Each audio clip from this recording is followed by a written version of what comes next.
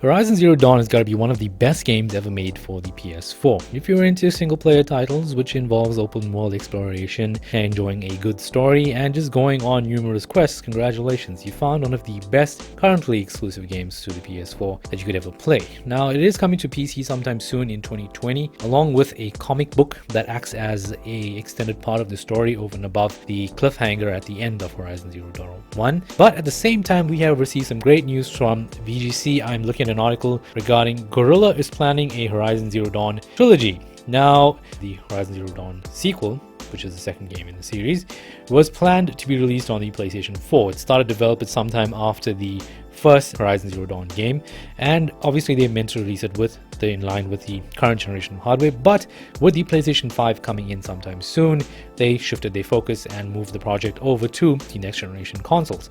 Now, that is a bit disappointing for PS4 fans, so PS5 owners on the other hand, probably this is going to be a launch title, so chances are you're going to be able to sink your teeth into one of the best games for the PS5 at launch. Hopefully it lives up to the standard of Horizon Zero Dawn 1. I mean, the bar was set pretty high with that game, with the visuals, the quality of it, the story, the whole narrative, and all of the little bit of extra quests that you have here on the side. It was a perfectly well-rounded game where you can get hundreds of hours out of. It's definitely one of the PS4's more beautiful titles as well, and these first-party titles from Sony always have a tendency to just, well, once you start playing them, just hook you and never let you go until you reach the end, and sometimes you even force yourself to complete the rest of the game and reach 100% completion because it's so good, you just can't put it down. The crazier thing about Horizon Zero Dawn as well, which I found very interesting, was that for me personally it had a lot of replay value, and I don't really find that in a lot of games in this day and age. A lot of games nowadays, you just play it once and that's it, it's over. With Horizon Zero Dawn, for some reason I found myself playing through the story twice, and I really liked it, I really enjoyed it, it was amazing. Now with Horizon Zero Dawn 2 coming out, it's going to have a few extra features which were scrapped from Horizon Zero Dawn 1. Originally in the first game we were supposed to have co-op, but that idea was scrapped and the development team focused on other areas of the game, which actually made the game pretty good. I mean, that little extra effort definitely shows with how the game turned out on the PlayStation 4 Pro, in particular. On PS4 and the normal one, there are a few frame rate dips here and there, but it's not a big deal. It doesn't really take you out of a really good gaming experience.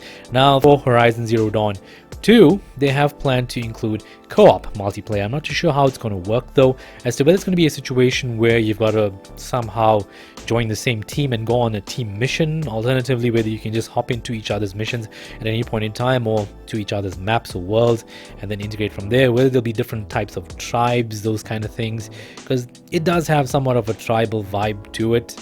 We don't really know what to expect in terms of whether the types of enemies that we're going to get, what the world is going to look like, whether there's going to be a bit more advancements in technology on the human side of things, where they're going to come out of living in these villages, and the new, like I said, the new types of enemies. We don't know what to really expect, and also how the story is going to continue from where the cliffhanger left us. After all, the main villain of the story was somewhat captured and put into a lantern. I don't see how it can do any harm from there unless it somehow escapes and something else goes wrong somewhere down the line. With a trilogy planned, it is not a type of thing which I like to look at ahead of time. Reason being is, you see, a lot of video game developers like to lay out these roadmaps for the games, and then sometimes the roadmaps tend to not really get fulfilled or followed, and then it just leads to disappointment in the community. I'd rather not have the promise of a trilogy, but rather the promise of a good sequel right now on a new generation hardware, or on the new generation hardware. And obviously from there, once the second game is released, they can obviously start working on the third one and then give us details and drips and drabs. Hopefully the game itself would be, or the third game would be released on the PS5, not the PlayStation 6. Obviously at the launch of the PS5, a lot of people are going to be broke because they're going to be breaking the bank to buy that console, especially since there's going to be limited numbers of it. Hopefully we get to see Horizon Zero Dawn 2 sometime soon, and hopefully it is also launched alongside the PlayStation 5.